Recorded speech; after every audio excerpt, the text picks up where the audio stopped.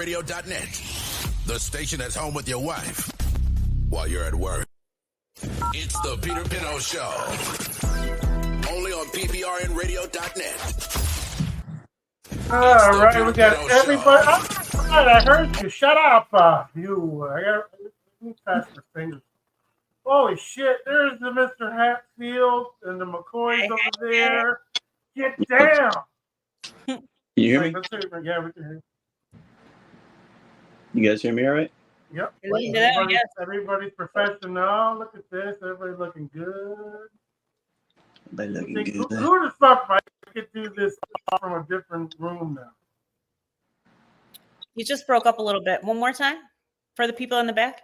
I said, who would have thought, Mike, we could do this all in different rooms like we used to? Yeah, no, man.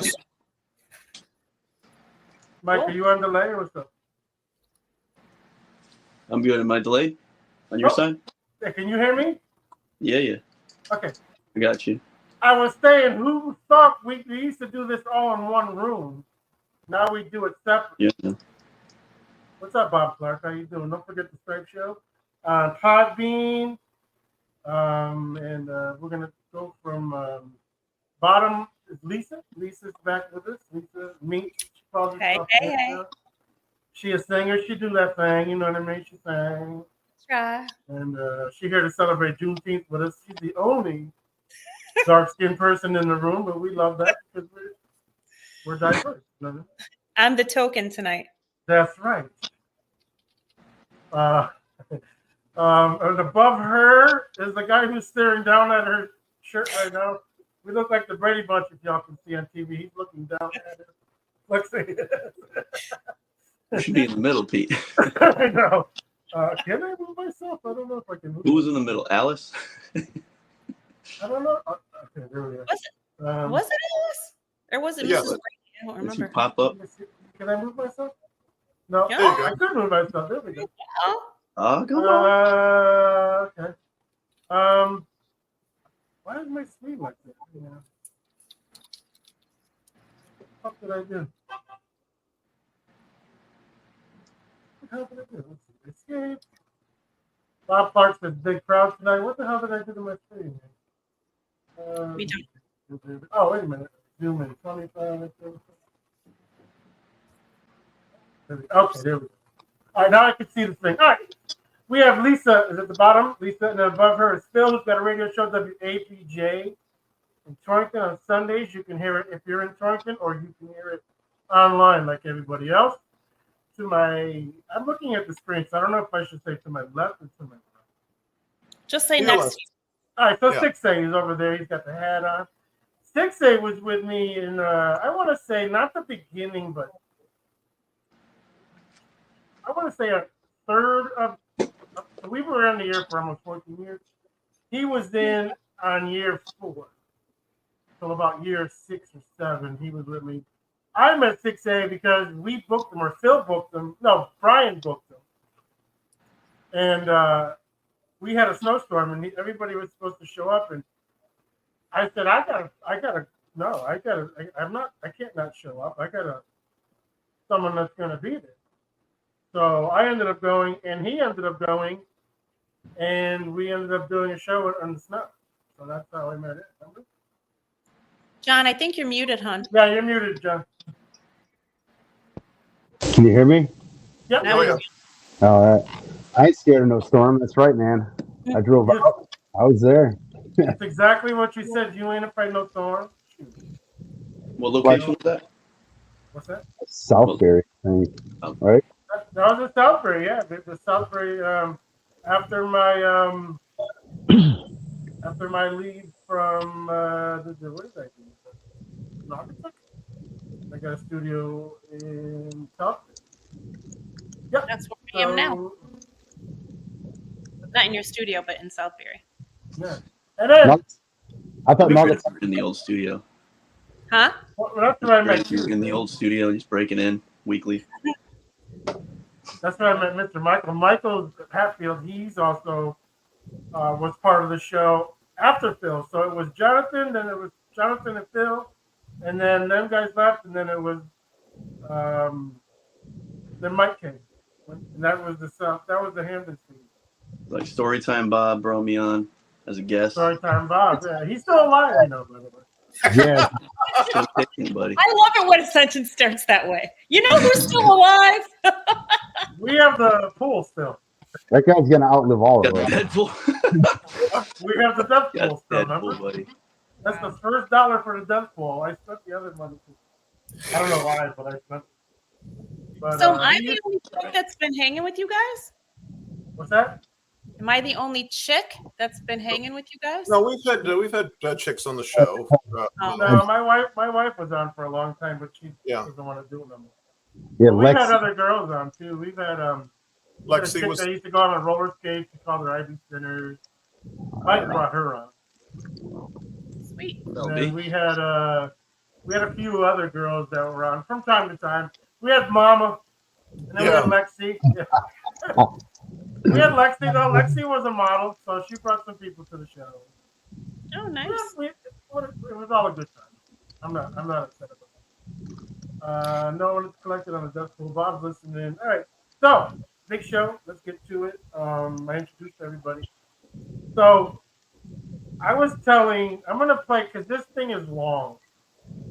So I'm gonna play something that really made me fall in love with Mike. And I'm not skipping over anybody. But when I did Chaz and AJ. Wait. You say this is long and it made you fall in love with Mike. I know. I was thinking the same thing. This is Pride Month, Phil. Keep up. This is Pride Month. Can't take this with my tea over here. All right. No, we're going to listen to it. Let's be over here. This is a little clip Okay. of what I used to do. I wish we could listen to the whole thing, but it's kind of long, so I'm going to try to play some clips. Street Pete, right? Yeah, so here, check this out. I'm going to hit play, and then I got to share it.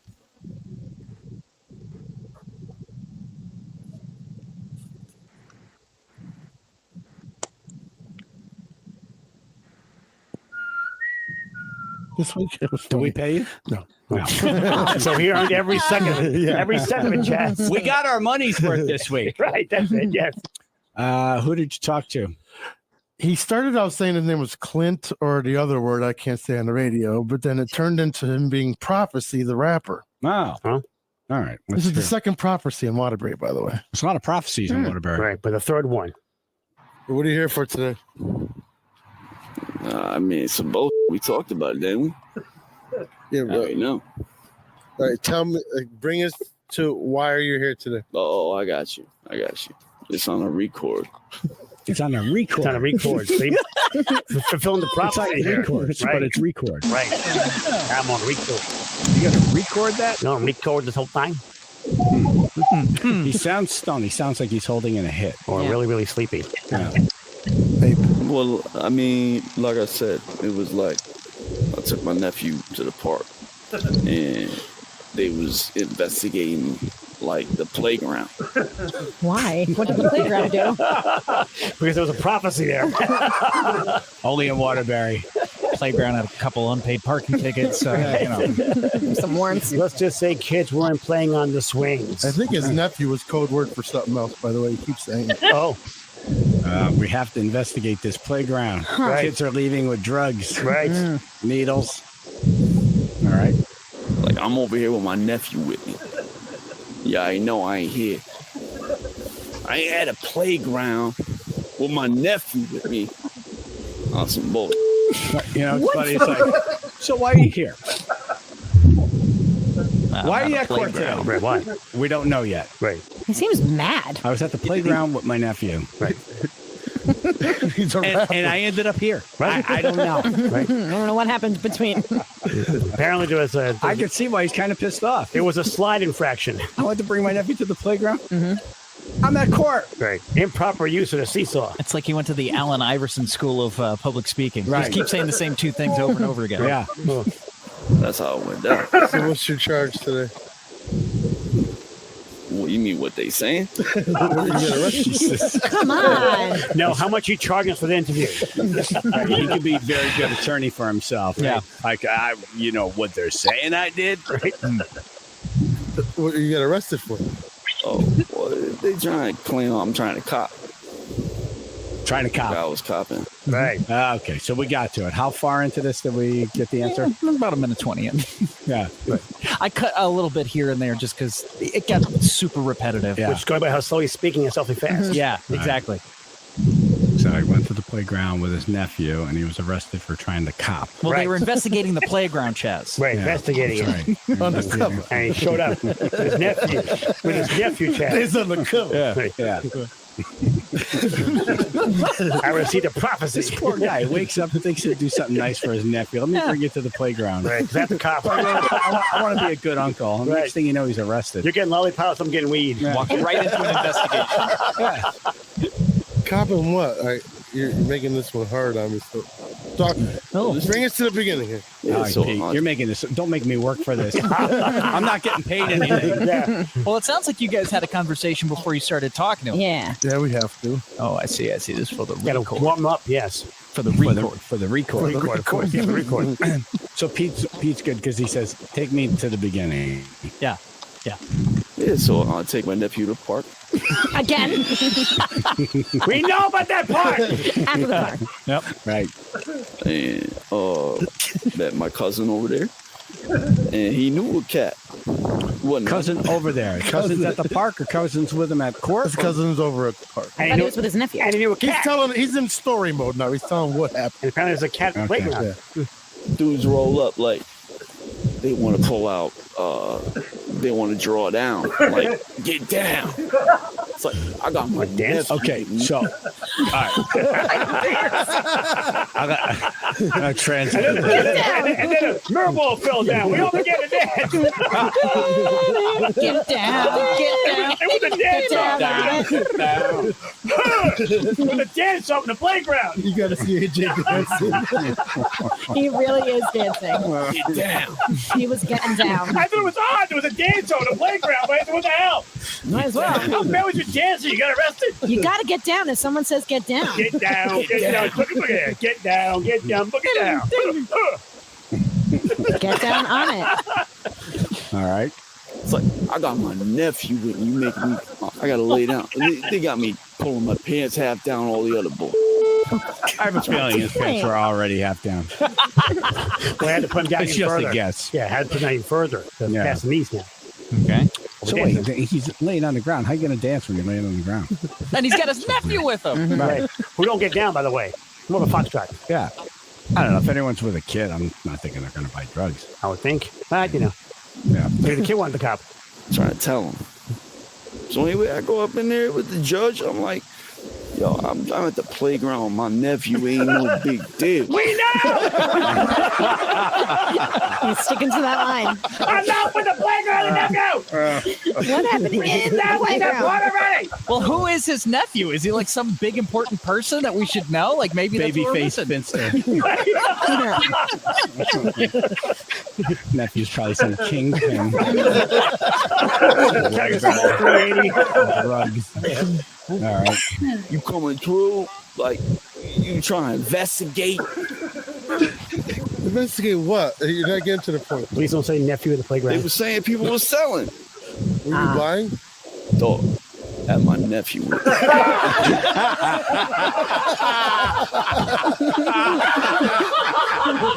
Stop with that now! He thinks the nephew's going to get him out Oh of my everything.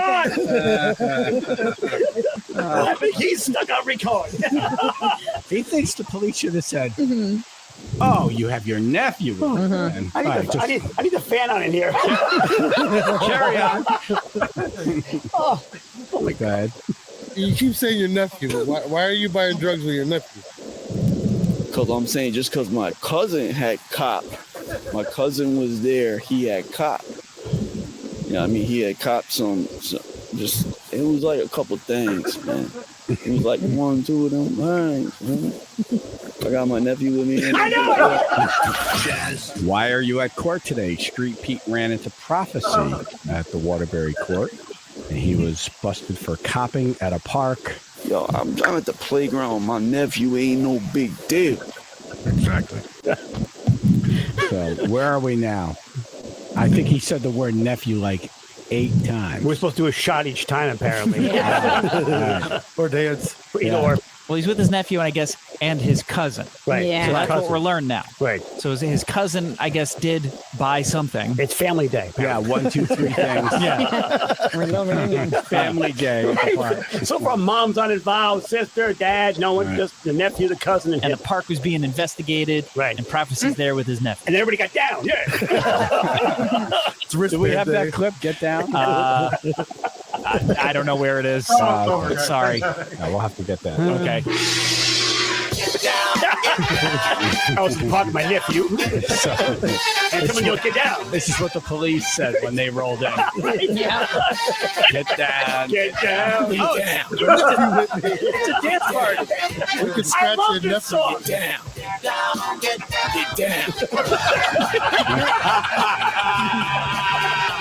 That's as he's getting removed from the park. Apparently his dance move is not that great. They arrested him for it. By the way, we like Prophecy. We do. He's He took his nephew out to the park and bad things happened. right, as he told us like 5 times. Get down. In one sentence. Get down. I got my nephew with me, and no big deal. I wasn't on no part lap. My cousin copped a couple things because he plays with them things. Place with those things. What thing? Matchboxes. Pogs. Do you know what he was copying? Or well, he plays with those things. Buying something he wasn't supposed to be buying. Right. He sounds like he bought it from someone he wasn't supposed to be buying it from. Right. Girl Scout cookies. But I'm over here. I'm taking care for my sister. She on some things. So I'm trying to do the right thing. The right thing is copping with your nephew? Hey, good question. There you go, see? Did I mention my nephew's with me in the park? Only about 25 times so far. No, you didn't. I like Pete's keeping it real. Yeah. Yeah, go ahead. Man, you ain't hearing me. Wait, stop. Oh, he's mad again. Yeah. You ain't hearing me. You ain't hearing me. Get down. Okay. How much dancing was done that day? Yeah. Get down. Get down. Get down. Get down. Get down. Get down.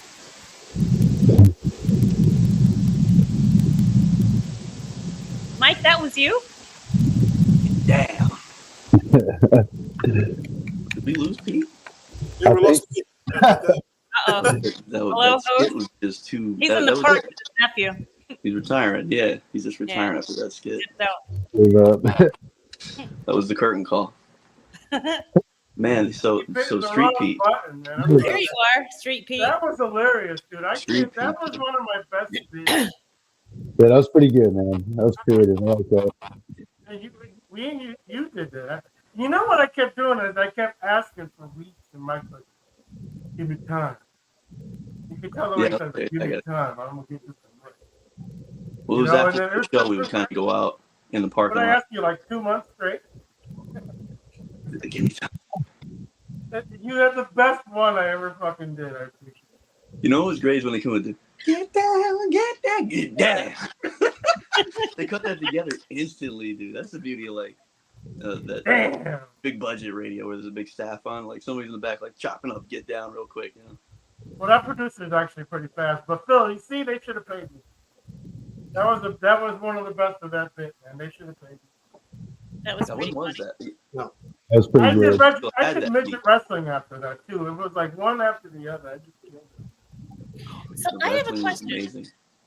So, Mr. Hatfield, you're a musician and a comedian, or you just do crazy funny shit sometimes, or I probably your did deal? crazy funny shit to begin with in life. And, Nice. didn't notice that it was crazy or funny. then other Maybe- And then other people might have acknowledged that, or maybe that's why I did it. You know, He's And- very and modest when it it comes goes to back that. further than music. I would say. He's very modest when it comes Not to a that. not a stage crazy funny shit guy. Not a performer. No, you're too modest, dude. Like all of you guys on here are too much. Siksay was even funny too on the show. So you guys are. Yeah, I don't think you guys like appreciate yourself. Because I'm telling you, dude, that thing was gold. Look, Lisa was laughing. Phil had a smile. Yeah, that was funny. Jonathan was fucking laughing. I mean, it was hysterical. And that Yeah. made it The one line's like, dog, I have a nephew in me. I didn't play the whole thing, but one part you were like, He's checking you.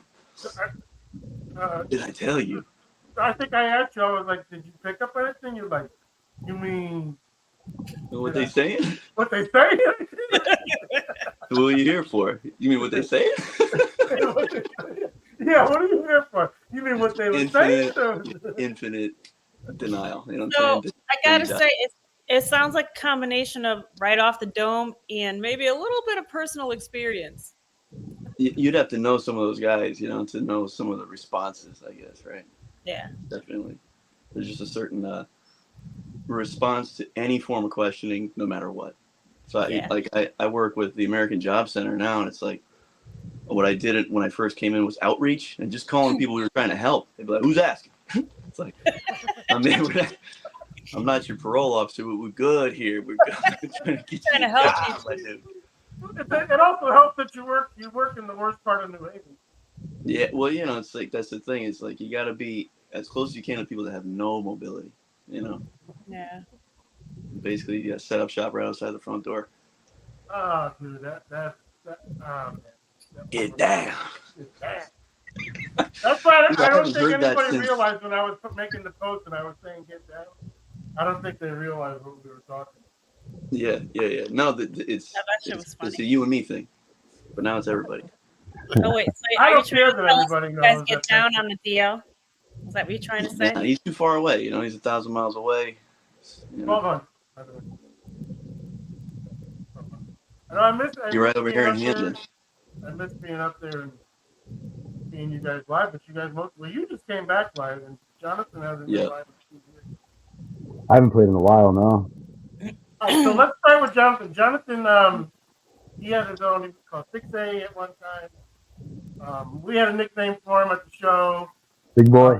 Big boy. He's tall. He's like 7 foot fucking whatever. He's a tall man.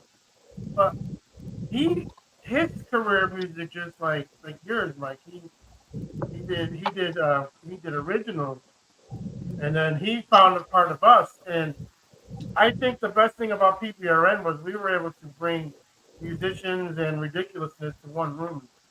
I mean, I'm not saying PPRN was part of his career, but it helped it, right, John, or not? No, I definitely did. Hell yeah! I mean, I met a lot of really good people. I made a lot of connections in the metal scene. So I played a lot of shows, and then from there I just kind of took off and started a band, and it just all kind of flew off, you know. So PPR definitely started me with the whole show thing.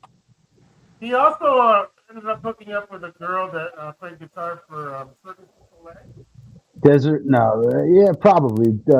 Desiree. Yeah, she's actually a good friend of mine. She's actually a DJ now. She does like DJing with guitar playing on the side of it and stuff like that. It's really sick. Yeah, she met a dude named Ragosa. What's her last name now? Ragosa. Right. It was Ragusa, yeah, DJ Ragusa. But he's like a big known DJ. He's up there with King. Yeah, he's pretty well known from what I see, and really she's a really talented person. I mean, she's picking up the turntables just like she picked up the guitar. I mean, everything that girl touches, she's really amazing at. It's awesome. You got to see her perform live. So how are you doing? Are you looking to get back into it or not? I'm not sure yet. Right now, I'm just working a lot. I got a lot of personal things going on, you know. Stopped drinking after I stopped doing music, so I'm trying to figure that out still. I mean, you know, I did slip up a little bit recently when my father passed away, but, you know, got to do what you got to do. I don't know. I mean, if the opportunity comes up, maybe I'll play a show or two. Who knows? You know? Yeah, but along with your drinking, along with you stopped drinking, you also got your health back. You lost a bunch of weight, and you were, you know, skin color was coming back, and you were looking really healthy. And you had a positive outlook on life, and you were, you know, you weren't like going like me mental on Facebook anymore and shit. So you know what I mean? Yeah. I did see a big change. Yeah, me, I'm a mess. Peter? That's not easy to do either, because alcohol isn't like heroin, right? Like heroin, you got to go to some seedy place. There's like a package store anywhere you go, you know. And if I've had my struggles with alcohol, so yeah, it's so good for you. Keep it up. It was getting bad, especially being a musician. I'm sure Mike knows this. You know, everybody's handing you shots all the time. Hey man, here's another drink. Here's another drink. Here's another shot. Here's another shot. And when you go home, what are you going to do? Drink a bottle of something. You know what I mean? You just kind of get hooked. And you know what's so funny? Like now, because I perform a lot, and so I'm around alcohol all the time. And back in my 20s, I used to think I needed a shot so I could sing better and, you know, have no fear, like Liquid Courage. And now it's like the opposite. I just kind of sit back and watch the show, and I think I sound better now than I did back then. But, you know, you watch somebody go from, you know, this to, you know, drinking 2 drinks and 5 drinks, and they're like, yeah, and they're acting, and I'm always like, my God, is that how I was? Yep. Like to think I wasn't, but I'm sure I was. You know? No, I remember when I performed. If I didn't have Coke, man, I wasn't. The thing with drinking too is that you don't hear how bad you sound, or how not 100% you are. That was when I started performing without drinking. Big difference. It's so much more intentional. Yeah. Yeah. It's like you said. It's like you said, John. Like you're always getting confronted with offerings. Mm-hmm. Exactly. You know? And with a person with water too, you know. I always have my water. I had a gig in the Hamptons 2 weeks ago on a Sunday, and I usually go to the bartender. Like if I'm not singing, I'll get, you know, water for the guys, and I get my water. I heard this guy at the end of the bar trying to buy me a drink, and I just pretended I didn't hear the conversation. He's like, "She doesn't drink, man. All she drinks is water. You can't buy her anything." And I just pretended because drinking is the only thing that people ask you. Really? Are you sure? Like if I said I don't want to drink milk, nobody's going to be pushing milk on me. If I say I don't want to eat a chicken wing, nobody's going to be saying, "What's wrong with you? Eat this fucking chicken wing." But with alcohol, everybody acts think the chicken wing. Yeah. I'm out there fucking, to be honest, speak for yourself, because I'm out there pushing milk and chicken wings daily. I'm rapping out here. You know what I'm saying? You can't tell, but I got 2 broken knees right now. You're chicken wing pusher? Yeah. What's up, sir? Milk and chicken wings, baby. Come on, whippersnapper. That's what I do on my phone. Come on, whippersnapper. I call people whippersnapper. You ain't cool if you ain't to be offended by first. Man.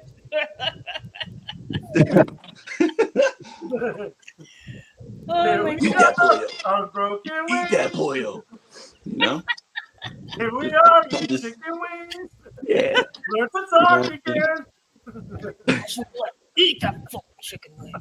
Fuck chicken. Put that fucking wing in your mouth. I'll take a bite out of it. Make me pour this milk in your face. Yeah. Don't make the wing bag. Wing at you. I'll wing back your forehead. Natural. They don't know. Oh, you bring up the homogenized shit. I swear to God, I'll pick up that. God. I stir my milk with a chicken wing.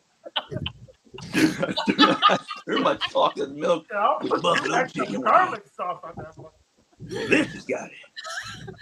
Oh my God, my shirt. Oh. It's the thing. You know what I mean? Don't even worry about losing the guy who's just scrapping all the chicken milk. That's a t-shirt. That's PPR and t-shirt. 2025, we rolling it. Wings and milk. Yeah. Or fight. Put your dukes up. Ooh, we got a first snort.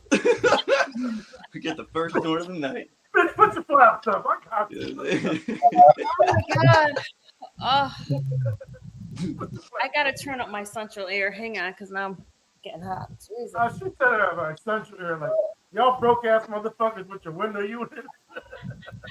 I got a fan blowing right on me right now. I got a central air too in Florida. We're getting hit. What's it like down there? Yeah, what's it like? Y'all got the heat wave. It's nice down here. It's only 88. You guys are in the 90s. Oh, wow. Yeah. That's why I was like today on Facebook. And everyone is like, "Oh, you're moving down to the tundra." I was like, "Fuck you today." You said the country? The tundra. Tundra. Oh, it's hot down in Florida. No shit, I hate when people hate where you're going. Like, be positive. A lot of haters. There's a lot, dude. "Oh, you're moving down there. It's got big bugs in the tile all the time." No shit. Well, dude, anytime anybody says anything, they're saying it to themselves. So exactly. I really think. You know what, dude? It's just especially with a Velo now. We can go. I can go home today and be home tomorrow. You know what I mean? It's like taking a bus. It's $50 with a Velo. As long as you don't bring a fucking backpack, it's like taking the bus. It's actually cheaper than I love a Velo because as you know, my dad's been sick, and I hop on that just like a bus. It's 3 hours. It's nonstop. I bring my own food, my water, pack my sandwich. So I heard the pilot. You know what I'm saying? You heard bring my own door. Got to bring my seat. Bring my own pilot. No, you're confusing a Velo with Spirit. Spirit, you got to bring your own seat and shit. You got to bring your own wheel. Like oxygen, that's another $50. Can somebody hold this thing up? I got to bolt this wheel on. Exactly. I'm gonna bring my own TSA. Yeah, I don't have an impact drill. Anybody got one? Luckily, the guy in row 9 behind me brought the impact tools. We got that bird off the ground. You know what I'm saying? We got that bird off the ground. Not sure we went down the river, but I'm saying it's water. You have to be what's the robots in disguise back in the day? Transformers. Yeah, Transformers. You got to be a Transformer if you're on Spirit. Back in the day, I thought you were talking danger. What's that robot? No. I'm saying on Spirit. Danger. What is it? Lost in Space? Lost in Space, yeah. Yeah. Bring your own hang glider. Exactly. Bring your own wings. I bring my own sandwich, my own milk and chicken, and my own hang glider. So, Jonathan, when you're driving down the road and you're doing your thing now, do you just start singing? Yeah, sometimes depends on what's on the radio, but yeah, I'll sing sometimes. I mean, you like full blown sing, All the way out. Yep. All the way. People looking at me and everything. I don't give a fuck. Good for you. I do. That's the only way to be. Who gives a fuck? You're in your car. We got cameras in the truck too, though, so I'm sure they're watching. That's the worst. I quit a job because they had cameras in it. I'm like, yo, I ain't gonna do nothing illegal, but man, this that one day I'm gonna be fucking flipping someone off or picking my nose or scratching my nuts or doing something like a wing and milk. And the camera's looking at you. You know what I mean? They're smashing your nuts. I just because I'm 50. Yeah. One finger in his nostril, one finger down his pants. Thanks. Eating a chicken. One elbow on the wheel, one foot on the dashboard. Let's go. Work cameras in vehicles. Fucking ridiculous. I got a half a tank of gas and a foot out the window. Boy, get down. How you know you're in the country? What's the matter with sticking your foot out the window while you're driving? Does it freak you out, John, when you're driving with the camera? Was that talking to me? Yeah, does that freak you out when you're driving with the camera? Yeah, it makes you a little paranoid because they're watching everything you're doing, because they're monitoring everything, speed and all that crap. Wait, who's watching you? Did I miss something? Yeah. I dropped. Yeah. What's the company? What's the frequency, Kenneth? He can't say. I work for an ice cream company, so I distribute Ben and Jerry's and Haagen-Dazs basically at like bodegas and stuff like that. So I drive a box truck. But they have cameras that are facing the road and you. So right. Therefore, if you hit you hit somebody, it records what you hit, and then it records what you're doing. It records your own. Can I just tell you how my mind works? It records everything. In cameras, so I'm like, was he like a child molester or something? That and play it in court. And Mr. Siksay as he hit that. He's not supposed to get the old face, bro. Like, an ice cream truck, so no. What it'll also do is it'll record you if you start texting on your phone. Yeah. That's the creepy. I would hate that job. Yeah, no, it's annoying, but I mean, I understand it. There's a lot of bad truck drivers out there right now, There's a lot of bad drivers, period. So I'm a real estate agent, and I have to say, like, my car has the self-driving feature. So sometimes I'm on the highway, I could just click that, and I'm like, oh, let me just send a text. But I know I have to get out of that habit because it's really bad. I mean, if any cops are listening, I never do that. And people that are doing that are bad, bad, bad. Do you mean like the full-on driving system, or just like where it hits the line and it goes back and forth like this? Well, my car, it doesn't seem to go back and forth like that, but yeah, It has this braking thing. If you get too close to the car in front of you, it'll say emergency braking, and it'll like step on the Is brakes. that like when you hit your head on the headboard back and forth? Or No, nothing like that at all. I never hit my head on the headboard. You got padding. I got padding, yes. It's like a microphone stand, right? I feel like that thing bounces in the middle. Oh, well, that's Lisa for you. She turns on the mic, too, doesn't she? I turn everything on. Oh, yeah. Anyway. Picture a cop is listening to this podcast. He's like, wait, what did you say? I know. Calls the judge. I live in warrant, sir. I mean, arrest warrant. Exactly. Because we're on that topic, I'm going to bring something up that I know I'm at the age where everything fucking pisses me off. Justin Bieber gets arrested last night, right? He did? No, Timberlake. Not just Timberlake. Timberlake, not Bieber. Bieber was arrested a while ago. Yeah, Bieber. This is Justin Timberlake. He's on tour. He supposedly has one martini. He gets pulled over. We got a picture of him swerving and whatever. He looked coked out in the picture, dude. He did. Swerving But you know what was funny? Because they had fucking selfie lights in his eyeball. Yeah. So the cop said to TMZ or whoever he talked to, and said, I don't know who Justin Timberlake is, and I didn't know what tour he was. Yeah, I heard about that. I don't know who Justin Timberlake is, and I didn't know which what. What was the last I don't one? know what tour he's on. Let me tell you something. We knew who Frank Sinatra was, and I'm in my 50s. Frank Sinatra was 50 when I was 10. How old was that? How do you 22? Come on, you gotta know Justin Timberlake. When did that album come out that he put out? The 2020. He's on a tour right now. Wait, who said they don't know who he He is? performed at the Super Bowl. Everybody knows who Justin Timberlake is. Who said they don't know who he is? The cop who arrested him didn't know who he is. I'm gonna tell you what Or happened. claimed that he didn't. How old's the I'm cop? gonna tell you what happened. The cop knew he fucked up. Well, no, he didn't fuck up and get a job. But he didn't want to be the cop that arrested Justin Timberlake. I feel like that would be a merit badge to be like, yeah. So he was acting like, I don't know who that is. You know what I mean? He arrested him knowing he was going to make his bone. Now, why do you think? Because I do agree with you, but why? What do you think he was afraid of? If he was What's the up, guy, Jay? he Said just one more owned thing it. and If he was like, yeah, fuck him. What do you think he was afraid of as far as blowback? He should have just been like, hell yeah, I arrested Timberlake. Is Justin Timberlake in the Illuminati too, or whatever they say? No. Justin Timberlake. Maybe that's why he was scared. I don't He's know. the whitest black person you'll ever meet. Well, that's one. So that's one possibility. What will be another thing he might be afraid of? Actually, no. He's the blackest white person you'll ever meet. But what do you think that cop was afraid of as far as not admitting? I think the cop was like, shit, look who I arrested. Why did the guy take an Uber? I mean, how much is he worth? Well, so I think the cop was afraid. You said the cop was 22? 22. Yeah, so I think the cop was afraid of every time he's off duty and he goes to a club, hanging out. It's just about to happen. The asshole that arrested Justin. And then to be like, wait a minute, like, are you fucking that guy, that fucking cop? Are you that man that did that to JT? Oh my God! And the bro knows. The bro knows that's gonna chase him into every. Right when it's about to happen for the homie. 22 years old, right? He's just, who knows? I mean, maybe he married his high school sweetheart or something. Who knows? But I think the terror for him was like, oh fuck. He's like, I'm never gonna get laid again. Yeah, never. I don't know who he is.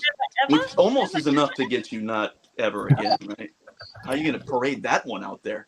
But that's better than being like, yeah, I arrested him. What you gonna do about it? The fact that he said you didn't know him is not going to get him laid ever. What an imbecile. Because I would have, if I was the cop, I would have owned that shit. I'd be like, fuck yeah, that motherfucker. Charge me $30 per concert. He's going to fucking jail. Yeah, right? $3,500 for the front You row. know how much the fucking hot dogs cost at a show, motherfucker?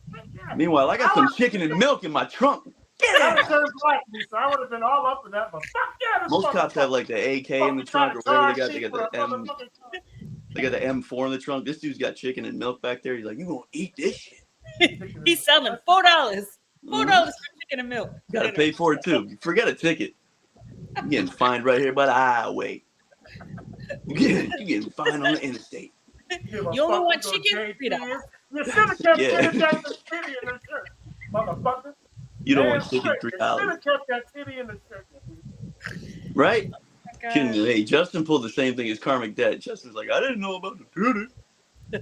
Yes, you did, sir. Sir. Is that your final answer? Homie had some poppers. Homie had poppers in him, yo. He had poppers. That's when you know he got his check. He had poppers with his wings. Oh my God. Lisa, you eat poppers? Do I eat poppers? Yeah, jalapeno poppers. No. And I'm Trinidadian. I'm West Indian. I like hot stuff. I do not like jalapeno peppers. You're Trinidadian? Is that the ones that ate Biden's uncle's? Biden's uncle? No, I think you must be talking about the Where's the cannibals? Where are the cannibals? Where did you say they were? What country were they from? Wait, who? What? Biden said his uncle got eaten by cannibals. I forgot. That's New Guinea. It's Papua New Guinea. It's the other side of the world. What are you got eaten by cannibals? Like, really? I just wanted to make sure it wasn't the Wait, am I on PPRN or Fox News? Because if this is Fox News, I gotta go. No, he said it. It's not Fox News. No, Trinidadians are real sweet people. You know, we don't eat nobody. We eat some chicken and milk. We like our chicken. We like it curried. All right, what continent is Trinidad on? We're playing geography. Trinidad's off South America. You don't know your geography, do you? I don't. No. Yeah, it's near Unless Venezuela. it's Portugal or Brazil, I don't know anything. Wow. I didn't realize that Morocco was right underneath Portugal until I watched the soccer. I look at the map, I'm like, fuck, Morocco's right underneath it the whole time. I want to go to all these places that are being mentioned. I've never even left the States. What? Not even So Trinidad is one of the. Some Brazilian people will disagree with me, but Trinidad is where Carnival originated, like the carnival that you see in Rio de Janeiro. It's freaking amazing. Everybody should I learned that. I think I learned that. It's amazing. Actually, if you want to go see a good carnival, all you got to do is go to where? Brazil. Why are you mumbling all of a sudden, Pete? What is going on? I'm not mumbling. You got to go to the Brazilian side of Waterbury. Is there a Brazilian side of Waterbury? Oh my God! Yeah, the dirt. Huh. Just played out there. I played out there. Brazilians are really last dirty. I don't week. know if you ever know. You can't say that. Yes, I can. I'm Portuguese. No, you sound like my. Your mother's right. No, she doesn't talk about Brazilians, but she's older and she says things that she doesn't, that she just can't freaking say. Like, That's the older generation saying. my best friend is Brazilian and she's not fucking dirty, and you know her, and she's mad at you or not a fan of you. Yeah, Michelle. Yeah. She's still mad. There's gonna be variation. There's gonna be variation in cleanliness across all people. Exactly.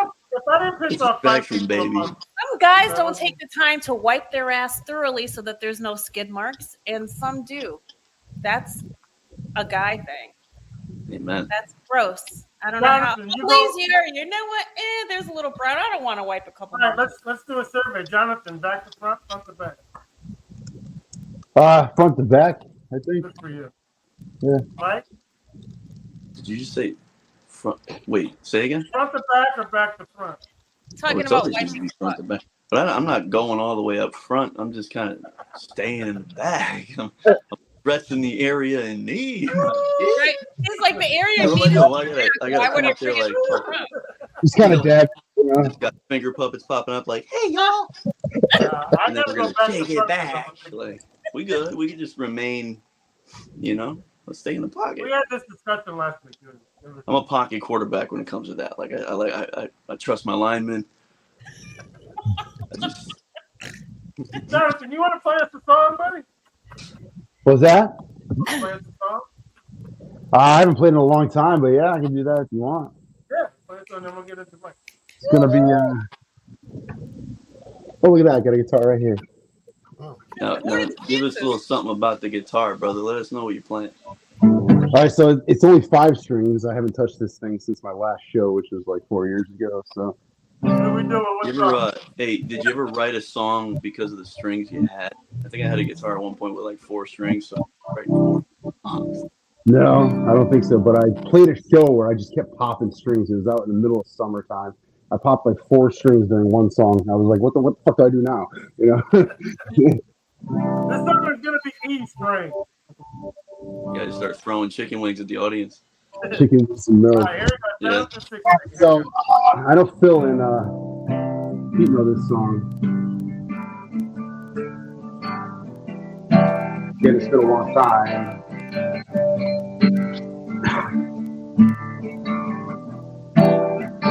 Can someone tell me what happened last night? When I woke up, she wasn't by my side. And all the things are gone, and I don't know what went wrong. Never wanna see you cry. I really love the beach at night. And I can finish a bottle of Jack all alone.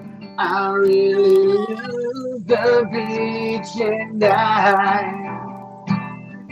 And I can finish a bottle of Jack all alone.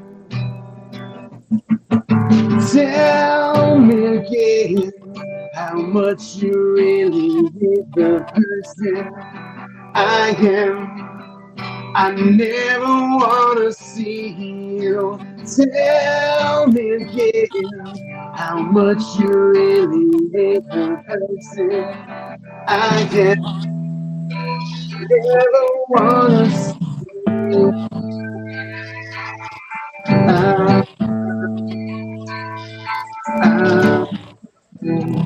I'm gone. Sorry for what I had to do, and all the things that you put me through. We're going nowhere and it's happening way too fast. I never wanna see you cry. I really love the beach at night. And I can finish a bottle of Jack all alone. I really love the beach at night. And I can finish a bottle of Jack all alone. Tell me again how much you really need the person I am.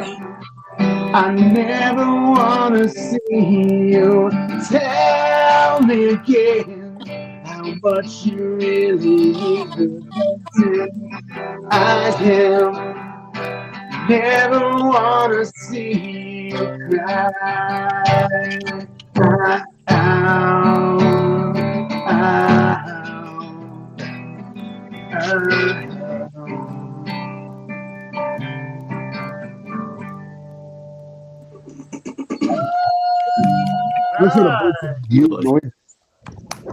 Well, yeah, you know, basic pop songs, you know, 4 chords. That's it. Like we never left Southbury, bro. Yeah, dude. Southbury was the best, I think. I had a lot of great memories there. So, what was your favorite? My favorite song was of Jonathan's was Studio. Oh, the studio. It's not all about me, Phil. All right. Oh. Well, I was in 3 of the studios. The Southbury studio was it was funny because you had this huge desk in a small room. It was very claustrophobic, and I was always seated between these 2 very large women, Mama and Lynn. So I felt like, yeah, it was. I felt like a piece of bread between two large pieces of meat. It was kind of a weird mixed up sandwich. So it was almost like a Krispy Kreme hamburger, right? yeah, I like that place, but I also like the Wallingford studio as well. We had more room to play in, and we also had there was actually a place for people to wait outside before they could come in. So that was we didn't have that in Southbury. Naugatuck was your home, so I mean, you in some ways it was a bit awkward because we're bringing all these weird people into your home, and Ricky was very, very patient, having these crazy guests coming in. But I think probably one studio in Naugatuck. Remember that above Cooks that one night? Yeah. They lasted there one day. So Phil, we left Southbury and we rented a studio. It was inside of a radio station. We rented an actual radio station. And Lisa, you know about this place. It's called Jane No More. Yeah, Jane Doe No More. Yeah. That's right. With above Cooks. Now, why would you put a battered woman's shelter behind the bar? First of all, okay? So it was between a bar and a fucking place where they play poker. So we were on the top floor. For it because maybe something's happening to women when they come out of Cooks. I mean, it is freaking Naugatuck. Well, we were on the top floor. We were at a radio station. The radio station was up front, a real one. And we rented the back, and we moved that studio in one day. And I remember we did the show, but we broke a bottle. Did we break a bottle or a whole 12-pack? Dude, it was a whole 12-pack of Angry Orchard. A 12-pack of Angry Orchard, and we threw a blanket on it to wipe it in front of the Jane Doe No More door. So they thought somebody was camping out there. And you just threw a blanket over it and didn't clean it up? We didn't have We didn't have Pathetic. We didn't have anything to clean up with, remember? We were on the air. We had to go on the air, and then we forgot about it. And the landlord was like, "Did you guys leave a blanket outside of Jane Doe No More?" Oh. Who would do such a thing? Oh. Yeah, we did. He's like, "You get out now." So thank God I didn't give up the lease in Southbury. We ended up moving the studio the same day back to Southbury in time for the show. It was a horrible misunderstanding. The whole thing was a misunderstanding. It was bad. It was really bad. I would have really liked the studio above Cooks. I don't know. What's up, Jeff? I don't understand why that happened. Never one been of those Cooks was probably one of the nicest. Can't say it was the best because we were only there for one show. But I think it was nice because it was all like a studio. It had the phone and all that shit. A phone makes a studio? Foam. Oh, foam. Gotcha. FOAM. Got it. FOAM, phone. Like a foam party? I can. Hooked on Phonics worked for me. I get it. That's a throwback. We have another person popping in? Who's that? Oh! Hey, man. Hello. Get unmute your mic. Dingleberry? A Dingleberry. A Dingleberry is here. Your mic is muted, dude. There you go. Yeah, because yes. I love when I give someone my age a computer assignment. They're like, "Oh my God. What's going on here? Hello. Not the class." Am I on the air? Yeah. There you go. Is this thing on?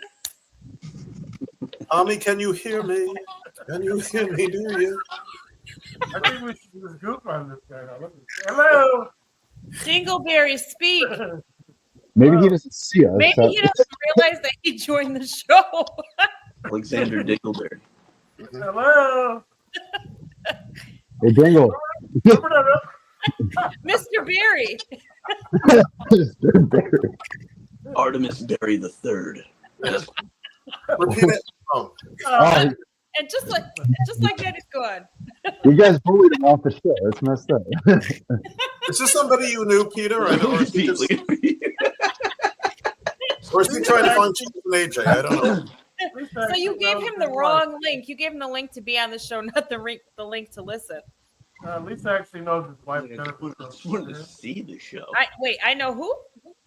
You know his wife, Jennifer Crow. Oh, his wife is Jennifer Gross? Yeah. All right, so let's Bob says talk about camera shot. Yeah. Elvin's not mad at us. We didn't we were just trying to say hello. I felt like the episode where hello. Wait, who was it? Who was it that came in? It was Dingleberry. Couldn't you read? He named himself Dingle. The singular one. Who names themselves Dingleberry, by the way? One Dingleberry. You gotta be very confident. I am a Dingleberry. Oh, you do? A lot of old people are in people. Carl Davino. What's up, Carl? How you doing? Carl just did a thing. It's like a YouTuber, it's like a Survivor. Carl's been trying to get on Survivor for a long time. He just did this Survivor type thing on YouTube. You remember Carl, right, Mike? Yeah, dude, at the Hammond location. Yeah, he ended up moving. Remember, he left us too. He ended up moving to Virginia. It's like Tennessee, something like that. Or Tennessee. Well, it's one of those, Tennessee. And he just did a show. So congratulations on. Oh, did he? That's what's up. Yeah, that dude was cool as hell. Good for him. Survivor's a tough show. I could never do it. That or Naked and Afraid. Why do I want to be naked and afraid in the freaking jungle with the cameraman? If I'm doing Survivor, I gotta go in single. I want to be. I want to go. It's a death match. You just gotta. I want to get kicked off doing something stupid. You want to be picked on doing what? I want to get kicked off of Survivor doing something stupid. So I'd have to be single. Something stupid like kissing somebody or teabagging somebody while they're sleeping. Oh my god! Why did you get voted off? Because you teabagged the fucking girl. So wait a minute. Just to clarify, Lisa, you do not want to be on Naked and Afraid. Is that correct? I do not. How can I help you overcome this fear? I mean, I think we can't. I think it would be great for the ratings. I mean, nice try, Phil. Nice try. Yeah, not happening. We could pretend and blur everything, and then then you have to do a green screen where I'm actually laying on the floor, but it looks like I'm in a jungle. Oh my god, I'm so scared. I have a great imagination. I mean, that could work. Phil's the creepy guy at the church. Oh, Phil, what are we gonna do with you? He's the one that round up all the altar boys. Yes. We're going on a trip now. Take it away to the milk. He's like, just get into the white van. Like another version of Willy Wonka is just all chicken. Exactly. I want the purple gum. The Chicken River. Imagine sailing down that. It's all broth. It just sounds yummy. Get on that. Let's get on that. I'm sorry. That's fine. It's fine. That's how you know we're making people laugh. Yeah, when I really get going, I snort.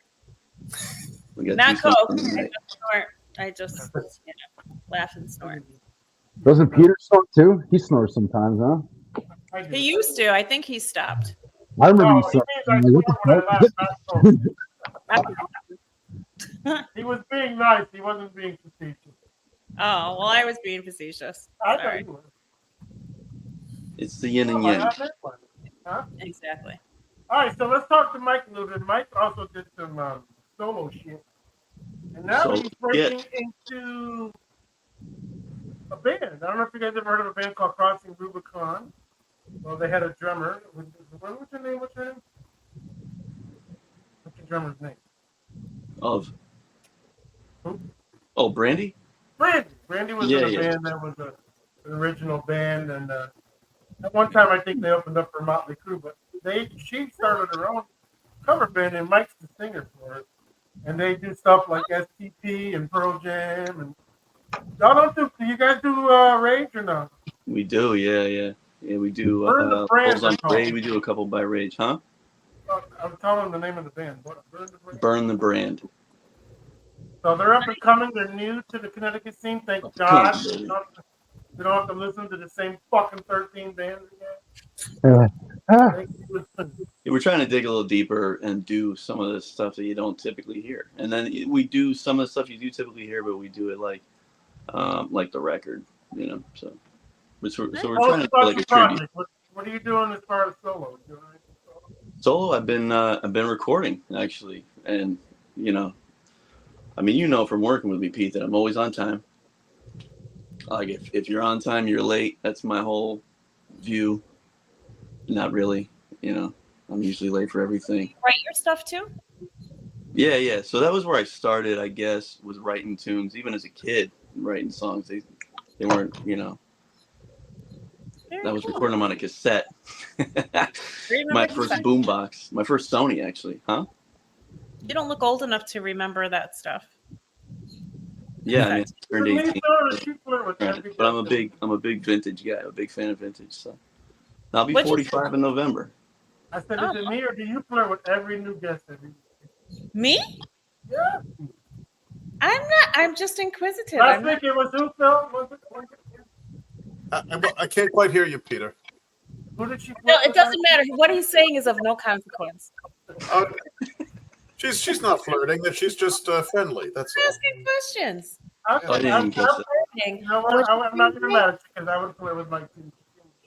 But yeah, so it's been at least 6 to 8 years since I recorded an original, and I'm doing that now for the first time. Starting with one track that I wrote like 4 years ago about my son, and it's interesting that the things that held me back were over contemplating, like if I would mess up or it would be hard to get through in X amount of time, and that was thinking back on when I recorded when I was younger. It was all analog. Now you just do like 87 tracks and they just cut like half a word. Like you say the word water and they like wah on this track and tur on this one, and they just cut them together. So there's no anxiety. There's no reason to really the things that were holding me back, I guess, like aren't real things. If you're going digital, if you're going analog, maybe as far as budget, time, things like that. But now it's like you lay 37 guitar tracks, 37 vocal tracks, and you cut together the best one for the best single take, and that's what it feels like on the record, which I wasn't aware of. That's how long I've been out of it.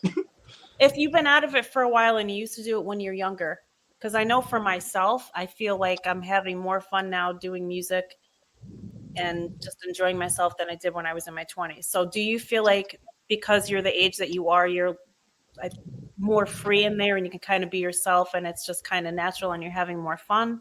Or do you feel like it was easier when you were younger? As far as writing or performing or like what? Yeah, I would say writing has gotten a little more intentional. So more, not second guessing, but being more intentional there. Whereas I think when I was younger, I would write just like a bull in a china shop. It was just on the feeling. But if the feeling wasn't there, then I couldn't write. Whereas now I understand certain principles that help you get out of that. It's kind of like when you get older, if you have trouble going back to the gym, but certain things that'll just get you back in the swing of things. So you can hack a writer's block and stuff like that. Whereas when I was younger, it's like I'm just not feeling it, so I just wouldn't write. Right. Performing, definitely now I'm more free. So when I was younger, because it was more. When I started out, I mean, I was sitting down in a chair with my eyes closed the whole set, didn't open them between songs or anything. I was just completely terrified. Now I have people come to me, that would like to get on stage and sing, and they're like, I wish I had your natural confidence, and there's no such thing. For me, at least, there was no natural anything. It was just continuing to do something that was extremely painful and just doing it again and again and again until it wasn't, But that's really anything in life. Does Jelly Roll inspire either one of you? Who? Jelly Roll. Inspire? Yeah.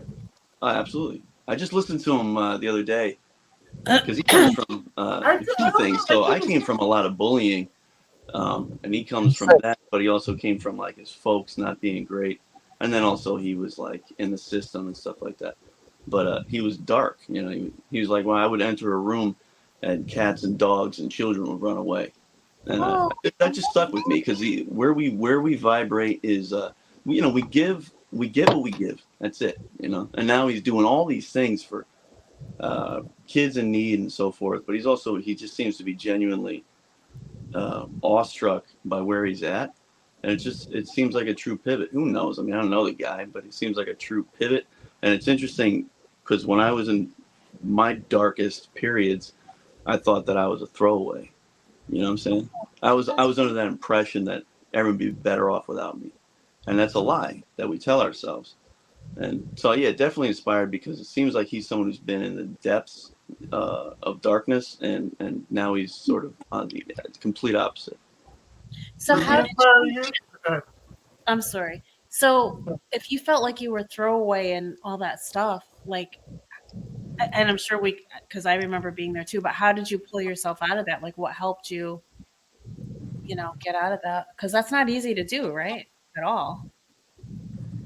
Yeah, I mean, huh? Yeah, it was a lot of chicken and milk. Chicken and milk helps. Yeah, I went sugar-free chocolate syrup in there sometimes. I cheat that. That's called Roscoe. That's all. That's it. A little buffalo sauce in that chicken. Now we off to the race. Worcestershire sauce. They put that Worcestershire sauce. You know what I'm saying? Yeah, it was a slow process. I would say it was repetition was a big part. Repetition. And what I call micro victories, doing little things that you say you're going to do over and over, little things. After a while, you get to trust you. 100%. I remember the reason why I'm asking is because I look back now and I remember going through it, and I mean going through it. And every day I'd be like, oh my God, when is this black cloud going to leave? I feel like there's this black cloud over me. Things can't get any worse. And then something clicked. I'm like, the more I keep saying that I have this black cloud is the more bad shit that keeps happening. Absolutely. So to train yourself to, when you're really going through shit, to tell yourself it'll be okay or whatever is hard. But now I look back and I'm like, I can't believe, what I went through, and I'm a lot happier and I appreciate shit a lot more. Like even performing, especially like you, I remember being terrified to sing. And getting on before stage, I'd literally be shaking. Then I get on stage, be fine, sort of, and then get off and shaking. And now I'm like, if I make a mistake, I just look at my keyboard player. Yeah, I totally fucked that up. I don't know. I sang the same verse 3 times. I don't know what I did to the song, but you know what? It's cool. Everybody likes it, and if they don't, fuck them. I got to that age too, where I'm just like, you know what? I don't even care. Like if people hate me, I used to like do the show. And then I would dwell on how many people watched it, listened to it, and like I would eat my skin. I would just be like, I'd call Siksay, or I'd be like, Phil, I'm like, fuck this, we're not getting. Now I'm like, all right, well, there's only 3 people on that platform. I don't give a. I'm gonna go ride my riding mower right now and crack open my beer and take the ride down to my local fucking brewery and hang out there for a fucking night. Otherwise, they used to eat away at me, but now at this industry, it's more authentic, I think. And maybe what it is, though, Lisa? I see all the talent that people are calling talent. Like, what bothered me about that guy who didn't know who fucking Justin Timberlake was, that just tells me that this generation is going to fucking dwell on they're going to call that girl who just did that Hawk 2 fucking thing now. Like, are you kidding me? That's your entertainment now? I know it makes people laugh. Dude, it's everywhere. She spits at someone's dick and everybody's laughing, but that's not. We don't have no more Carol Burnett. She's not the first one, No, I know, but we don't have no more Carol Burnett's. We don't have no more Golden Girl. We don't have no more. Everybody on the radio sounds the same, and like I'm old, so I listen to my Sirius XM and certain stations. But if I listen to the regular radio, like you hear all these singers, you can't tell them apart. Back in the day, you could say, "Oh, that's Madonna, that's Mariah Carey, that's Tina Marie, or whoever." She just said we're all the same singers. Well, female, but I mean, if I'm wrong, maybe a lot of the music today, everybody sounds the same. They have the slight auto tune. You can't, Well, these 2, I can tell you right now, they're not. We're much older than them too, but they're definitely in our side of the world. Yeah, I wasn't talking about you 2 in particular, so don't get on. I thought you were saying I was young. Shit. You are young. Oh. You're 45. I'll take it. Huh? All right. You got a filter on, Mike, or is that just your normal thing? Me? What does it sound like? Oh, it looks like you got a filter, or you got a really good one. He's telling you he thinks you're Pop pretty. filter? Your skin is like. Yeah. I don't know. I don't know if you're hearing me through this or you're hearing me through the phone. No, he's talking about your face. He look thinks at me. you're I look like gorgeous. A filter on my skin? No. Well, anybody's gonna look like that when you do that. Stop it, Pete. Stop. We want Doesn't people it look to like the tune in. band Fish, the logo? It's like the movie Dune is on your forehead right now. You never seen the Fish logo? Look. Dune 3! Nah, you good, bro. You good. I'm jacked though right now. Yo, you grew that hair long too, man, since I saw you. Yeah, you got that long. I started when I left Hamden. Yeah. How long has it been growing? Shit. I remember coming over to the basement though, over at West Haven. Oh yeah. So when you sold that house, did you do anything with the studio, or did you just leave it as is, or No, I know you didn't just give them the gear, but I'm saying the setup. No, I left It was pretty cool, man. When they did the walkthrough, they saw what it was, and I don't know what they use it for now, but that house was built in 1900. Probably fucking moldy. Oh, really? Yeah, we made good money off of that house. That's all. Our house now is like a fucking palace compared to that house. That looks like it, man. That house and bought this house. Word, of course it is. Oh, I know. Gotta come check you out. I like it though. Mike, you got a song for us? Yeah, come check it out. I might have a song for you. Hit us with a Hatfield. Hit you with a Hatfield. Is this an original or is this a cover? I'll shoot you an original. Okay, cool. And then I'll just tune on the air. It's good radio.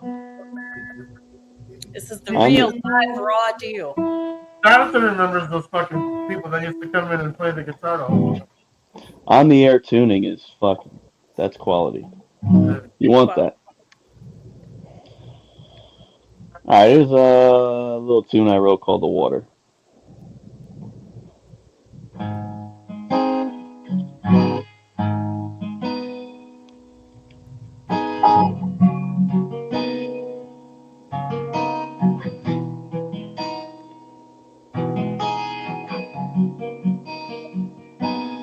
I know you've been through love before. Had your soul dragged on that floor. Got that girl, baby.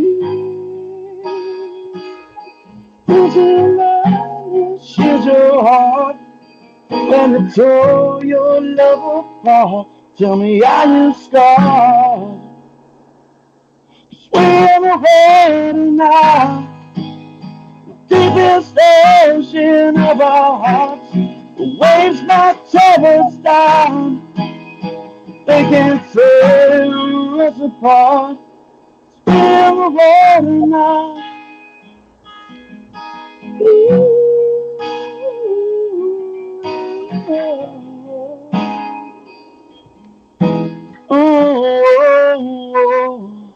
Do you need to watch me bleed just to prove that I won't leave like a wretch? And do you realize you in my heart right from the very start, took it from my chest? We're waiting now, the deepest ocean of our hearts. We ain't almost down, they can't tear us apart. We're waiting now. Oh no, no. Oh no, no, no. We're waiting now, deepest ocean of our hearts. We're out of draw.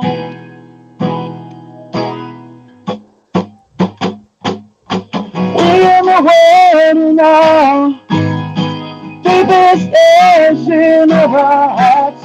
Where's my tennis down? They can tear us apart. Bring your hands down. Bring your hands down. Bring your head down.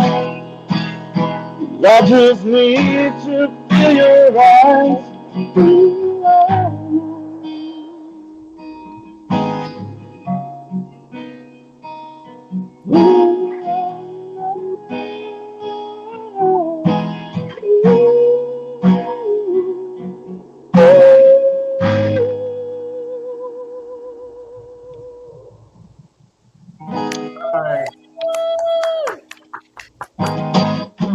I felt that one right down in there.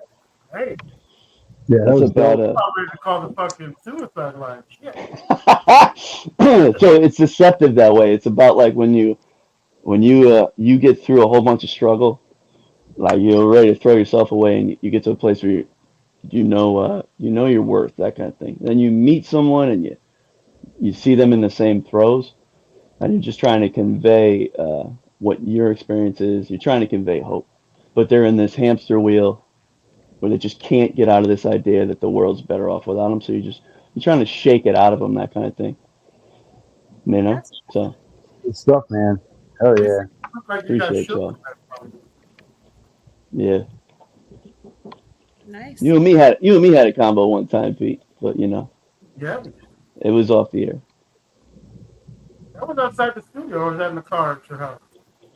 Pete shook me loose. Pete shook me back to life. That's the one in front of your house that we had? I believe so. From some years back, buddy. With a lot of people. Yeah. I felt like I was there, like, because y'all seen how fucked up my life was too, but you know how I handled it. So I think I've seen a lot of people like came to me like, how the fuck do I stop people? You know what I came to realize is that it's the ones that went through the most that are the most needed, and so that was actually training because we were able to. Dude, my whole life, my mother told me I wasn't gonna do shit. She said, That was "Why just am part I of your doing training. radio? I mean, radio will never be your thing." Yeah. It wasn't just that. It was the connections you made. Yeah, it was that for you. Just like music was that for me. I needed to do music, but all the people I met and then the connections you make, it becomes this whole other thing. No, I'm gonna be It's honest. just training, bro. Pain is just training. Yeah. You said music was your thing. Crack was my thing. I ain't even gonna lie. What? Yo, I was a fucking Superman when I was on coke. Either I smoked it or snorted it. Yeah. I was like king performer. I'd go to Disney, clubs in Disney, and just act a fool, and people like, who's this dude? You know, like I used to do like fucking acrobats and shit, and like make believe I was handicapped, and like I'd make strangers laugh. But I was high, you know what I mean? I was in the most pain of my life high, and I'm looking at people laughing, and then it gave me an even bigger high. Right. So didn't you, when you knew that you had to stop, right? Because I knew this was for me. I wasn't the crack, but I was drinking way too much for a lot of reasons. But when I knew that it was a problem, I was genuinely afraid that I wasn't going to be funny, or I wasn't going to be cool, or I was going to be like some boring person without that. So how did you get over that and just be like, more authentic without that stuff? Because I'm more of a, when I was using, I was a liar. Okay, you were what? A liar. Oh yeah, well yeah. I was a huge liar. I was, like I told you, my mother said I'd be nothing, and all these goals. Not just my mother. Everybody was like, I was popular, but I had no friends. If that makes sense. So yeah, you know how people treated us, Kanagi. I was very popular, but I had no friends that called me to go do stuff. So I think a lot of the things, like I'm a big dude. I got, I can handle myself, but I never really fought because I would make people laugh instead of mad at me. Like someone would come up to me and say, "Hey, faggot," and I'd be like, "Yeah, just because I suck two dicks don't mean I'm a faggot." means I'm an explorer. You know what I mean? I'm a big person. Like something that they couldn't come back at me with. You know what I mean? All with the punches. Yeah, you know what I mean? Like if someone said, "You're not funny," I said, "Well, your mom, her hairdresser's funny. That bitch needs a new career." I would just come up with shit off of my head, you know. Yeah, Like, you're what the fuck did masculine you just humor. say?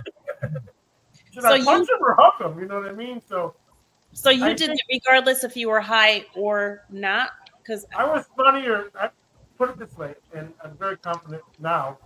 I was funnier hot, but that's what I thought.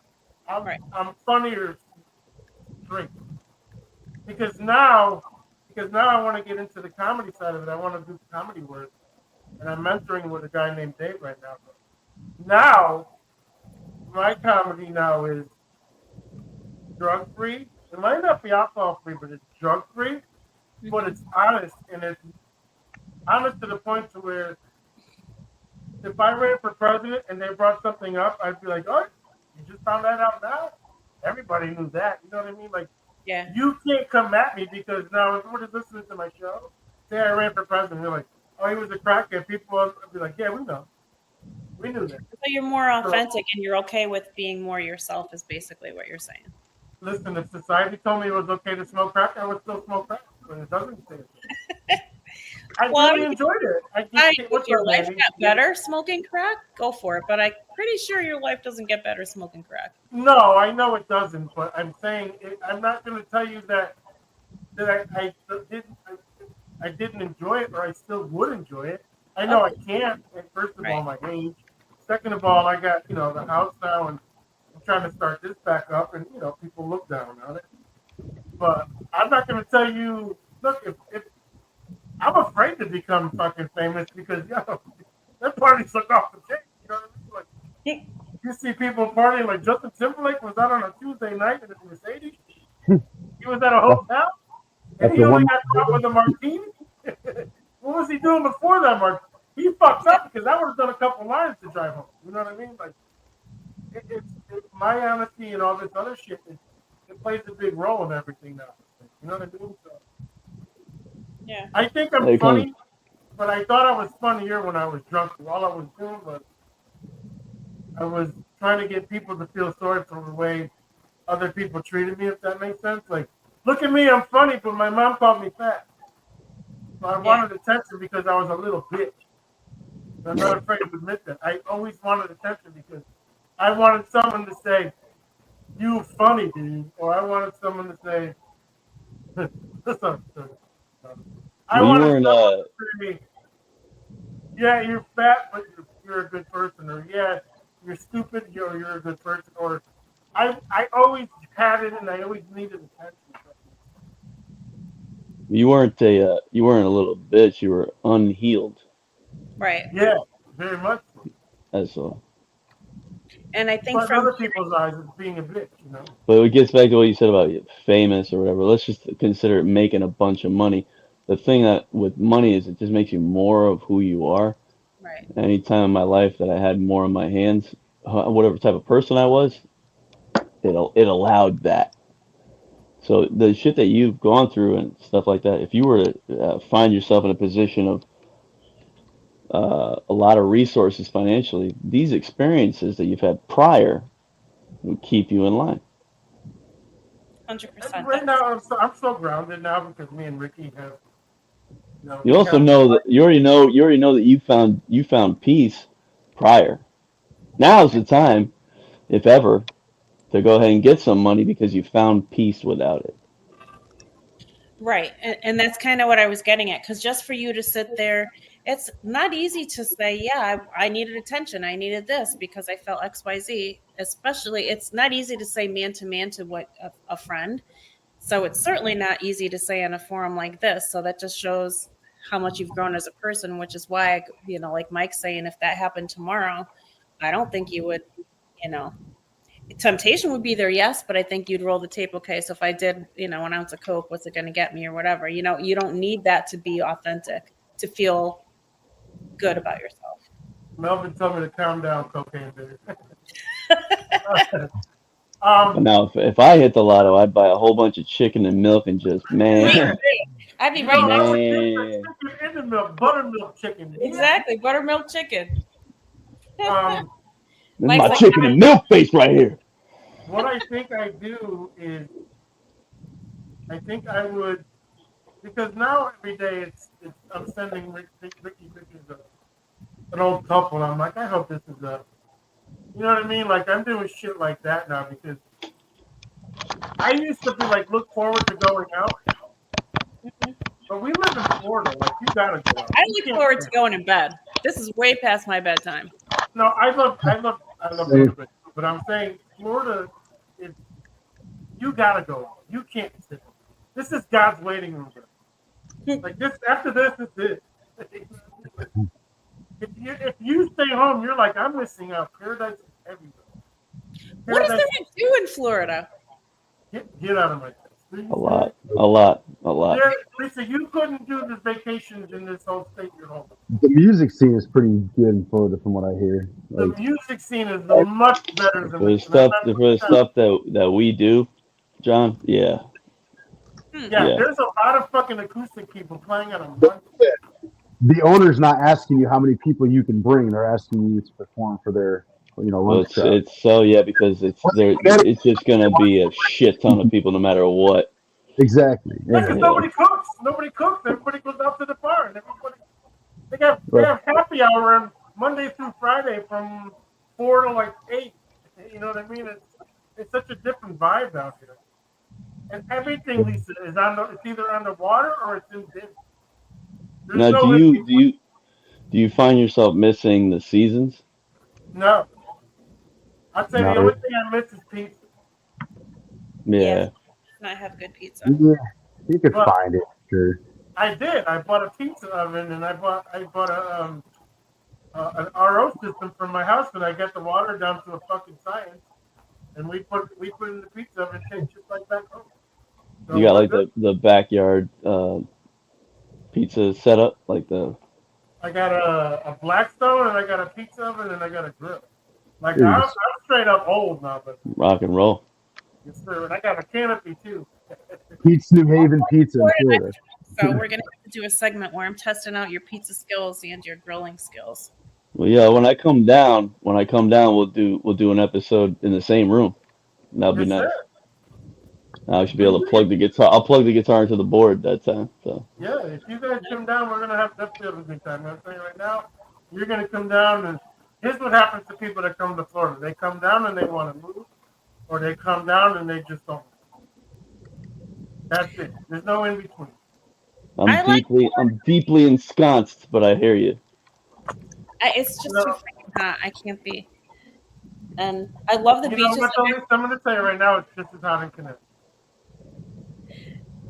That's like I went to Hawaii in college, and I was like, I started looking at schools there, like trying to get my master's. I didn't want to. It's tough. It's tough when you see that water and that beach and that climate and all that good stuff. Especially out there, it's very like dry and also temperate but yeah, definitely, man. But I mean, now it's like shit.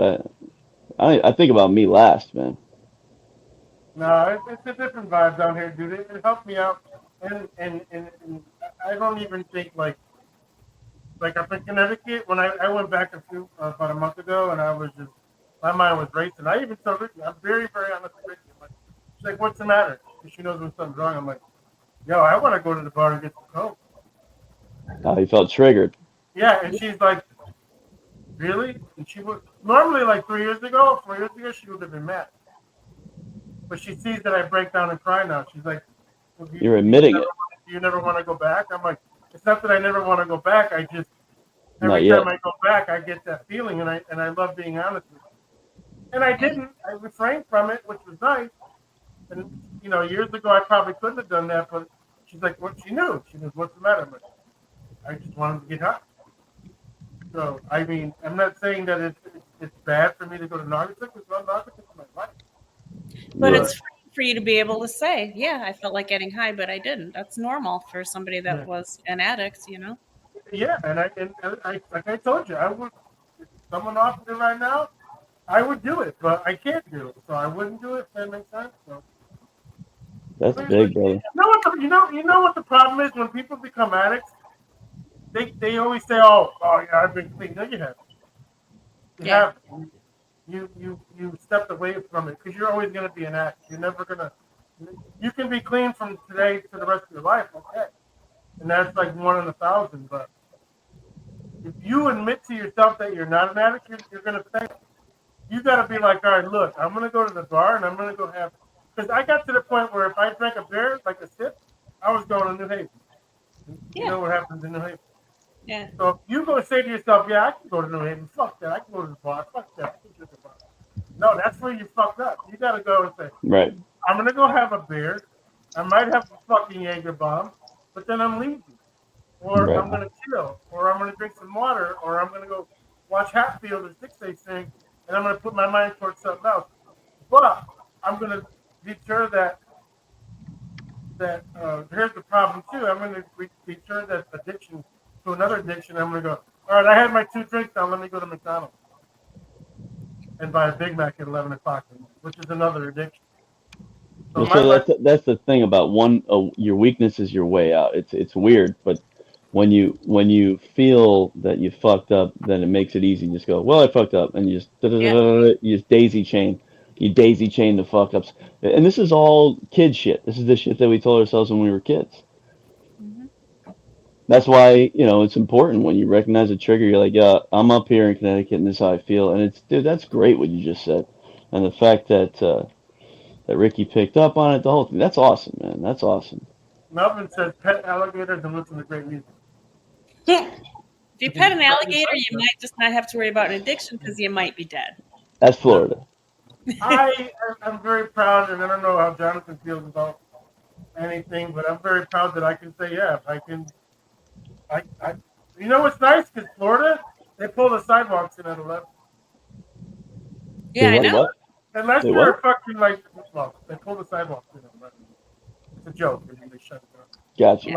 A lot of the areas that we go to, they shut down at 10 or 11. At 11 o'clock, yeah. Can I just say one thing about Florida? It's so freaking dark. Like, I'm not that old, but I don't like driving in the dark, and there's no freaking streetlights. I'm like, I got to get back to my dad's before it gets dark because I can't freaking see. I don't know where the hell I'm going. That's because of where you live. Unless you go to Tampa, and Tampa's open until 4 in the morning. But most of the beach bars and everything else, they close at 10. Really? That's crazy. Yeah, but you know what, Jonathan? They're starting at 3 o'clock. I would have thought they stayed open later than we do. No, Tampa does. Tampa, the city, it does. Tampa stays open. Depends on where you are, yeah. But like Clearwater, where Hotoka lives, or where I live, on the coastline, 10:30, 11, everybody's going home. Like they have these, guys, they have this street festival called the Third Thursday. And it's just fucking 2 miles of street music. Every third Thursday of once a month. So then they have Mardi Gras down here. They just have a bunch of stuff. I mean, the whole music scene is amazing. Yeah, the music scene is cool. So next week, speaking of music scene, next week we have the Sawtells are going to be on the Pinho the comic. He was on a long time ago. Jason Garrett and the Sawtells. Those are all good dudes, You remember the Sawtells, Jonathan? Yeah. You remember the Sawtells or no? Yeah, kind of. Aren't they kind of an older couple? Yeah, they were on in Wallington. Yeah. I remember them. I know Jason Garrett very well, and Pinho. You said he's a comedian, right? Yeah, he was on with Alexander. Alejandro. He was kind of in with Jay Silfen, right? Like the New York crowd. Yeah, I remember him. Yeah. Those are all good dudes. Yeah, talented. So that'll be our show next week, and we have time. You guys want to each play a song out or what? Yeah, I mean, I can play one more. Do you have any shows this week? Yeah, I'm going to be at Main Street Tavern Saturday night. Solo, Hatfield. Come on through. Yo, are you around? Where is that? Come through. Yeah, I'll stop by. I'll see. Come through. Saturday night. No, Stratford. Stratford. Okay. I'll be there 3 hours Saturday night. Then the following Saturday, I'm there with Burn the Brand, and that's when we're gonna do our best to keep the place from catching on fire because it gets nuts, yo. We're getting bonkers. That's Main Street again. So I'll be at Main Street the next 2 Saturdays. Solo this one, and then Burn the Brand next Saturday. Lisa, you anywhere? Yes. So, I don't have a lot of Connecticut performances, but I'm going to be at Aldo's in Middlebury on Saturday from 6 to 9. So come on down. It'll be a lot of fun. And then Phil's on the chatter on WAPJ on Sundays. If you're not in the Torrington area and you can't reach it, which is going to be over in Thomaston, I can give you that. But if you're not, then you can catch them online like any other radio. Sweet. I'm actually drumming. I'm drumming again too for the first time. Drumming's my first love, going back to when I was 14 years old. I'm drumming again with my buddies in the band Peasant. Freddie's band. So I grew up with So I'm gonna be we got 4 dates set up toward the end of this month and next month. PPR made another connection with you. That's good. Yeah, so Hatfield back on drums, and then I'm singing with Plastercade next month too, which is like a new band out of the area. So it's some things. Catch me on Yo Hatfield. If you want to catch me, it's on Instagram, Yo Hatfield, and all the shit's there. All the shit. Just one word. Let's go with Hatfield first this time, and then Siksay can play us out. And then wrap it. Thank you guys for being on, man. That was a good show. Thank you. Love you guys. Been a lot of fun. Thank you, man. Thanks for having me.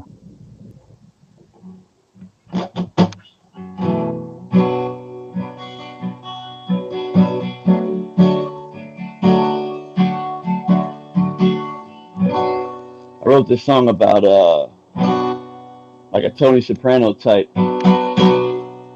He's lived his whole life doing real bad things for what he thought were good reasons.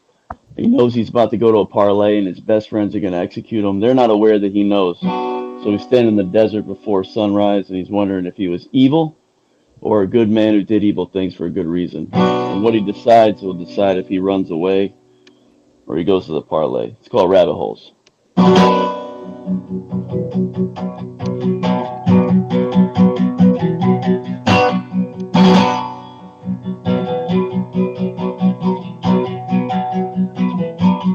I got a penchant for the soda, and holy water skiing, but I thought I'd betray.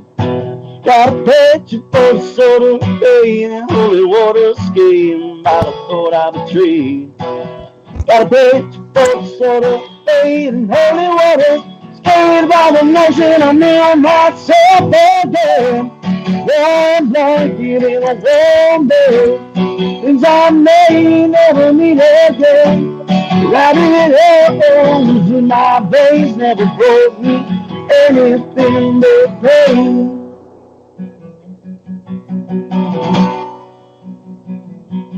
Well, I've been searching for the answer, standing in the desert, staring at the border hill. Searching for the answer, standing in the desert, staring at the border hill. Searching for the answer, standing in the desert, staring at the border, can't live from here. One blanket in a warm bed, things I may never see again. Rabbit holes in my veins never brought me anything but pain. Well, I've been sitting with the devil, polishing his shovel, asking what the hell he wants. 'Cause I'm a slave and a warrior, drinking fire, waiting for my orders, yeah. Oh, oh, oh, oh, oh, oh, oh, oh, yeah. Oh, oh, oh, oh. Oh, oh, oh, jaded by the notion I knew myself. Jaded by the notion I knew myself. Jaded by the notion I knew myself. Whoa! One blanket and a warm bed. Things I may never need again. Rather than in my veins never broke me anything but pain. One blanket and a warm bed. Things I say for a better man. Love you.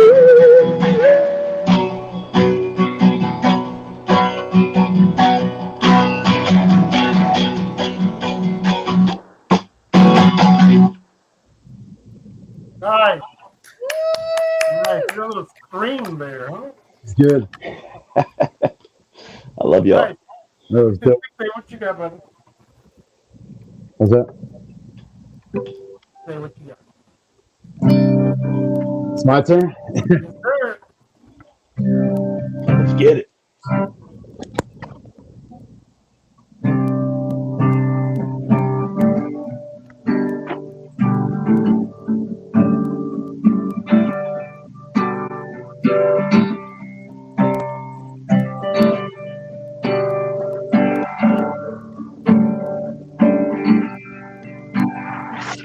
Picking her up late tonight.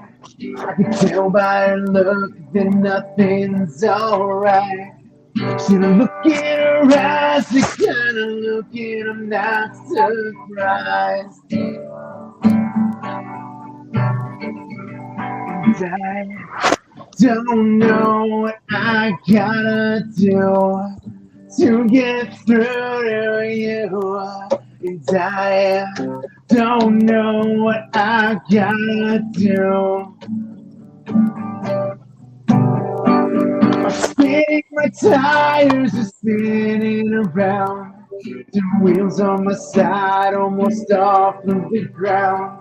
She's laughing and crying and yelling to stop her. No, it's all fine, and I don't want her to rewind what I did last night. What I did last night. What I did last night. What I did last night.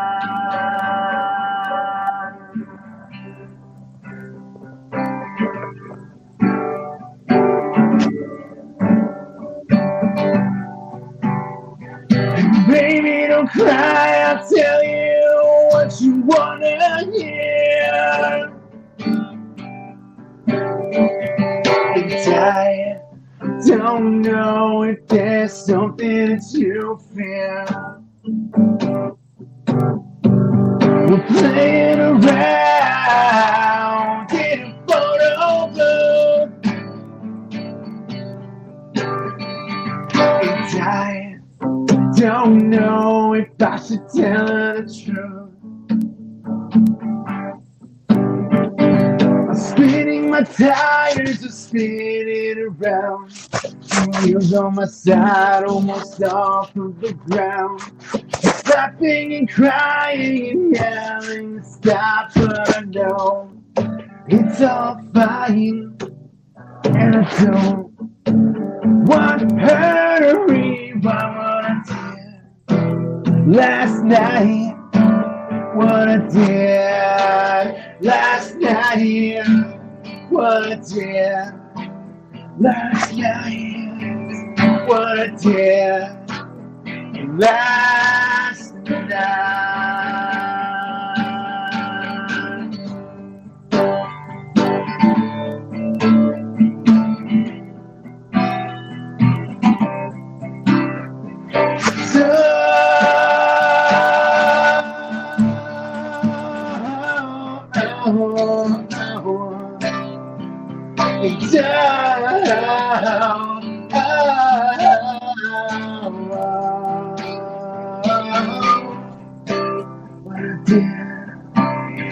Last night.